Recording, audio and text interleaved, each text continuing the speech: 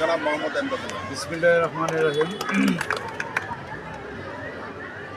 সম্মানিত সহকর্মীবৃন্দ, আমার পাশে উপস্থিত আছেন উত্তর এলাকার কৃতি সন্তান, এই প্রতিষ্ঠানের সাবেক গভর্নিং বডির সদস্য, এবং যে কথাটি আমি বরাবর বলে আসি, যার হাতে 2006 সালে আমি এই প্রতিষ্ঠানের অধ্যক্ষ হিসাবে নিয়োগপত্র পেয়েছিলাম, আমার অত্যন্ত শ্রদ্ধাভাজন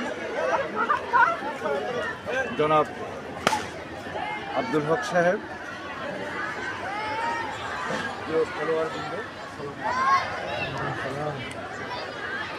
প্রতি বছরের মতো করে এবছরও আমরা ইনহাউস ফুটবল প্রতিযোগিতা স্কুল শাখার চূড়ান্ত পর্বে খেলা অনুষ্ঠানের লক্ষ্যে উপস্থিত হয়েছি। তারা তোমাদের ব্যাপারে প্রয়োজনীয় নির্দেশাবলী উচ্চারণ করেছে। আমি স্যারদের সকল কথার সাথে একমত। সম্ভবত আজকে যে দুই দলের খেলা হচ্ছে,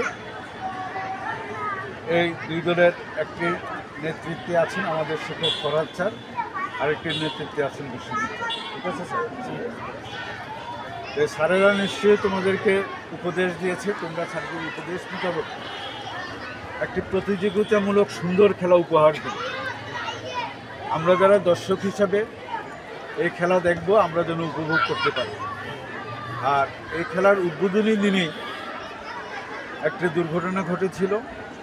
প্রতি বছরই আমরা কিন্তু এই খেলাটা শুরু করে নানা রকমের মানসিক একটা চাপে থাকি, কখন কোন দুর্ঘটনা আমাদের সামনে এসে হাজির হয়।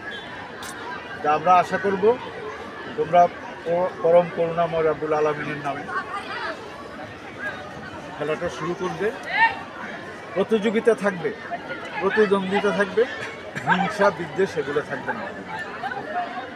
এবং চূড়ান্ত পর্বে এমন একটি খেলা আমরা দেখতে চাই যে খেলাটা আগামী বছরের ফাইনাল খেলা পর্যন্ত আমাদের মনে হয়, এবং এখান থেকে একদিন জাতীয় দলের খেলোয়াড় তৈরি হোক, এই আশাবাদ ব্যক্ত করে সবাইকে অসংখ্য ধন্যবাদ জানিয়ে এবং তোমরা সুস্থভাবে খেলা শেষ করো, এই আশাবাদ ব্যক্ত করে আমি আমার বক্তব্য শেষ করছি।